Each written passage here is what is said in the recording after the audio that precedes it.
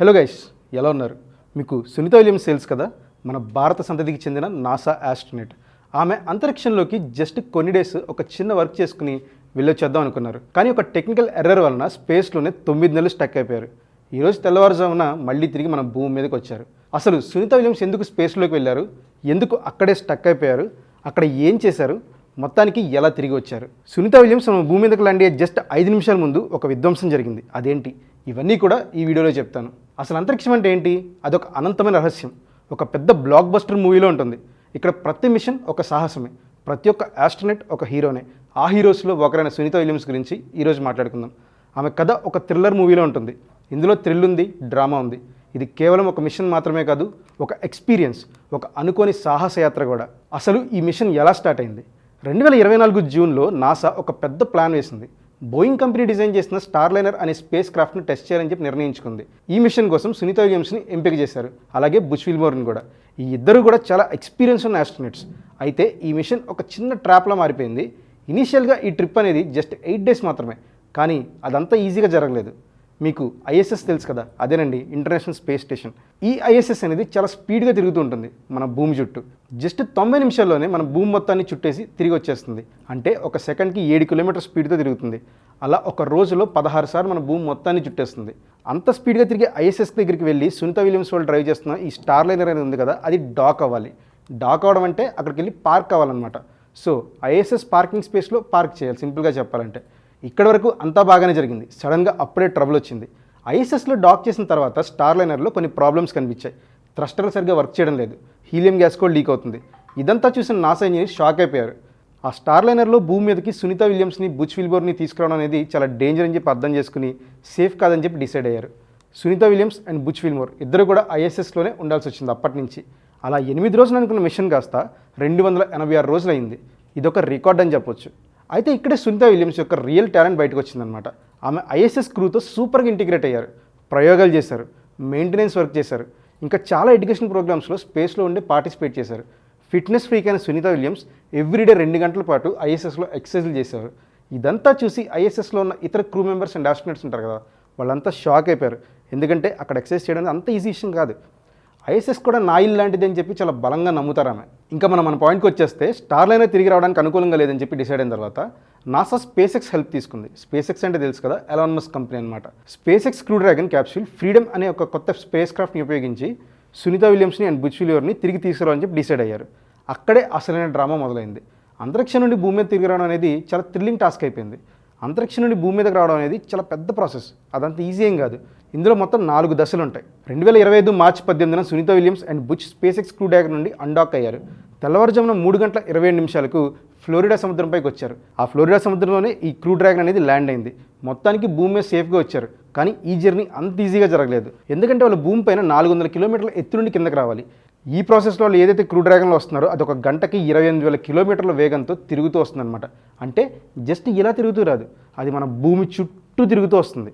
అందుకనే జర్నీ 400 కిలోమీటర్లకి 18 గంటలు పట్టింది. ఇదంతా ఒక టాస్క్ అయితే, ఇది అందులో చిన్న పాయింట్ మాత్రమే. ఇందులో ఫస్ట్ది ఏంటంటే డీ ఆర్బిట్. అంటే స్పేస్ క్రాఫ్ట్ అనేది ఈ 28,000 కిలోమీటర్ల స్పీడ్తో మన భూమి చుట్టూ తిరుగుతూ నెమ్మదిగా స్లో అయి మన భూమి వాతావరణంలోకి రావాలి, అంటే మన భూమి కక్షలోకి రావాలి. అలా రావాలంటే అంత స్పీడ్గా తిరిగేది స్పీడ్ తగ్గడం అనేది మామూలు టాస్క్ కాదు. అలా 400 కిలోమీటర్స్ దగ్గర నుంచి 100 కిలోమీటర్స్ హైట్ వరకు వస్తుంది అనమాట. ఇలా వచ్చిన తర్వాత మన ఎర్త్ అట్మాస్ఫియర్లోకి రీఎంటర్ అవ్వాలి. అలా ఎర్త్ అట్మాస్ఫియర్లోకి రీఎంటర్ అవ్వడం అనేది సెకండ్ టాస్క్ అనమాట. ఇక్కడ స్లో డౌన్ అయిన తర్వాత ఏమవుతుందంటే, భూమి వాతావరణంలోకి ప్రవేశించే సమయంలో ఈ స్పేస్ క్రాఫ్ట్ అనేది ఖచ్చితంగా 6 డిగ్రీస్ మాత్రమే ఉండాలి. 1 డిగ్రీ అటు ఇటు అయినా సరే మటాష్, మొత్తం పేలిపోతుంది, ఎవరు బ్రతకరు కూడా. సో అలా మన భూమి పైన 120 కిలోమీటర్స్ రేడియస్లో వాళ్ళు మొత్తానికి మన భూమి వాతావరణంలోకి ఎంటర్ అయ్యారు. ఇలా ఎంటర్ అయిన తర్వాత మన భూమి వాతావరణంలో చాలా ప్రెషర్ ఉంటుంది. ఎంత ప్రెషర్ ఉంటుందంటే ఆ ప్రెషర్ వలన స్పేస్ క్రాఫ్ట్ 1600 డిగ్రీస్ వరకు వేడెక్కిపోతుంది. చెప్పాలంటే ఒక నిప్పు కణికలా మండుతూ ఉంటుంది. అలా 120 కిలోమీటర్స్ ఎత్తు నుంచి భూమిపైకి జస్ట్ 5 కిలోమీటర్స్ హైట్ వరకు ఒక ప్రాసెస్ ఉంటుంది. ఈ ప్రాసెస్ మొత్తం జస్ట్ 5 మినిట్స్ మాత్రమే ఉంటుంది. అంటే ఎంత స్పీడ్గా స్పేస్ క్రాఫ్ట్ మన భూమి మీదకి దూసుకొస్తుందో మీరు ఆలోచించండి. 120 కిలోమీటర్ల నుండి 5 కిలోమీటర్లకు ఒకటే స్ట్రెచ్లో రావాలంటే ఇదంతా కూడా జస్ట్ 5 మినిట్స్లో. ఈ ప్రాసెస్సే అందరినీ టెన్షన్ పెట్టింది. ఎందుకంటే ఇక్కడ మనం ప్రీవియస్గా జరిగిన ఒక ఇన్సిడెంట్ని గుర్తు తెచ్చుకోవాలి. అదేంటంటే, మీ అందరికీ కల్పనా చావ్లా గారు గుర్తున్నారు కదా, ఆవిడ కూడా సునీత విలియమ్స్ గారు లాగా ఒక ఆస్ట్రోనట్. భూమి మీదకి తిరిగి వస్తున్నప్పుడు చనిపోయారు ప్రమాదవశాత్తు. అది ఎలా జరిగిందంటే, ఈ ప్రాసెస్ దగ్గర వాళ్ళు కొన్ని మెజరింగ్స్ అనేది సరిగ్గా తీసుకోకపోవడం వల్ల ఆమెని, అలాగే ఆమెతో పాటు మరో 6 ఆస్ట్రోనట్స్ని మనం కోల్పోవాల్సి వచ్చింది.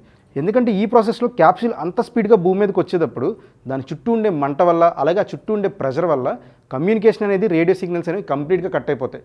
లోపల ఉన్న మనిషి ఎలా ఉన్నారు, చనిపోయారా, బ్రతుకున్నారా అనే ఇన్ఫర్మేషన్ కూడా మనకు అర్థం కాదు. మళ్ళీ తిరిగి 5 కిలోమీటర్స్ డిస్టెన్స్లోకి వచ్చే వరకు ఇవేమీ నార్మల్ అవ్వవు. ఈ ప్రాసెస్లోనే చాలా టెన్షన్ పడ్డారు మన వాళ్ళందరూ. సునీత విలియమ్స్ గారు బుచ్ విల్మోర్ సేఫ్గా ల్యాండ్ అవుతారా అవ్వరా అని చెప్పేసి. చాలామంది ఊహించినట్టు వాళ్ళు సేఫ్గా సక్సెస్ఫుల్గా ఆ చివరి 5 కిలోమీటర్స్కి వచ్చేసారు. ఇక్కడే థర్డ్ స్టెప్ స్టార్ట్ అవుతుంది, అదే పారాచూట్ డిప్లాయ్మెంట్. ఈ థర్డ్ స్టెప్కి వచ్చిన తర్వాత ఆ 5 కిలోమీటర్స్ నుంచి భూమి మీదకి వచ్చే ప్రాసెస్లో ఈ పర్టికులర్ క్యాప్సూల్ మనం స్లో చేయాలి. స్లో చేయాలంటే ఇక్కడే పారాషూట్స్ రిలీజ్ చేసి దాని ఫ్లో మొత్తాన్ని తగ్గిస్తారు. అలా తగ్గించిన తర్వాత ఏమవుతుందంటే 4th స్టెప్లోకి ఎంటర్ అవుతుంది. ఆ 4th స్టెప్ పేరే స్ప్లాష్ డౌన్. అంటే చివరికి ఆ స్పేస్ క్యాప్సూల్ ఏమవుతుందంటే వాటర్లో ల్యాండ్ అవుతుంది. అది మొత్తానికి ఫ్లోరిడా సముద్రంలో సేఫ్గా ల్యాండ్ అయింది. సో సునీత విలియమ్స్ మన భూమి మీదకి సురక్షితంగా ల్యాండ్ అయిపోయారు. వారిని హోస్టల్లో ఉండే జాన్సన్ స్పేస్ రీసెర్చ్ సెంటర్కి తీసుకుని వెళ్ళారు. అక్కడ స్టాండర్డ్ మెడికల్ ఎవాల్యుయేషన్స్ అనేవి ఉంటాయి. అండ్ ఇన్ని రోజులు ఐఎస్ఎస్లో ఉన్న గ్రావిటీ, అలాగే భూమి మీద ఉన్న గ్రావిటీకి అడాప్ట్ అయ్యే కొన్ని ట్రైనింగ్స్ లాంటివి కూడా ఇస్తుంటారు. అలాగే సైకలాజికల్ సెషన్స్ కూడా ఉంటాయి. ఎందుకంటే ఇన్ని రోజులు బాహ్య ప్రపంచానికి దూరంగా ఉన్నారు కాబట్టి మైండ్ అంతా చాలా క్లటర్ అయిపోయి ఉంటుంది. అందుకని చెప్పేసి మొత్తానికి ఇదంతా ఒక పక్కన జరుగుతుంటే సునీత విలియమ్స్కి మాత్రం కొన్ని రికార్డ్స్ వచ్చేసాయి ఈ ప్రాసెస్లో. డిఫరెంట్ మిషన్స్ మీద 322 రోజులకు పైగా అంతరిక్షంలో గడిపారనే రికార్డ్ ఆమెకు వచ్చింది. అలాగే బుచ్కి ఆ ఛాన్స్ మాత్రం లేదు. ఎందుకంటే మేల్ ఆస్ట్రోనట్స్ ఉన్నారు కదా, వాళ్ళు బుచ్ కంటే ఎక్కువ డేస్ ఆల్రెడీ అక్కడ ఉన్నారన్నమాట.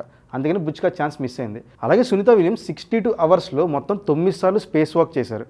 స్పేస్ వాక్ అనేది అంత ఈజీ కాదు. ఎందుకంటే ఐఎస్ఎస్లోంచి బయటకు వచ్చి దానికి సంబంధించిన ఏదైనా రిపేర్ లాంటివి చేయడం. ఈ స్పేస్ వాక్ సెషన్ అనేది ఎంత డేంజర్ అంటే, మీకు ఇందాక చెప్పే కదా 90 నిమిషాల్లో మన భూమిని ఒకసారి చుట్టేస్తుంది ఐఎస్ఎస్ అని చెప్పేసి. అంత స్పీడ్గా మన భూమిని చుట్టే ఈ ఐఎస్ఎస్ బయట నుంచి వచ్చి స్పేస్ వాక్ చేయాలంటే అది ప్రాణాలతో చెలగటం లాంటిది. పొరపాటున ఏమన్నా అయితే బాడీ దొరకను కూడా దొరకదు. ఎప్పటికీ ఆమెను మనం చూసేవాళ్ళం కదా, అంత డేంజర్. అలాంటి స్పేస్ వాక్స్ని 9 టైమ్స్ ఆమె చేశారు, అది కూడా 62 గంటల్లో. ఇది మామూలు రికార్డు కాదు, ఇప్పటిదాకా ఎవరు దీన్ని చేయలేదన్నమాట. అలాగే ఐఎస్ఎస్ పైన బోస్టన్ మ్యారథాన్ కూడా చేశారు. అంతరిక్షంలో ఫిజికల్ ఫిట్నెస్ గురించి చాలా ప్రాముఖ్యతను ఇచ్చేలాగా ప్రపంచం మొత్తం ప్రదర్శించారు ఆయన. సో ఫ్రెండ్స్, ఫైనల్గా నేను చెప్పేది ఏంటంటే, లైఫ్లో మనం అనుకున్నవన్నీ యాజ్ ఇట్ ఈస్ అలానే జరగాలని లేదు. ఊహించడం ఎన్నో జరుగుతూ ఉంటాయి. అలాంటప్పుడు కూడా మన లైఫ్ని మనం ముందుకు తీసుకుని వెళ్తూనే ఉండాలి.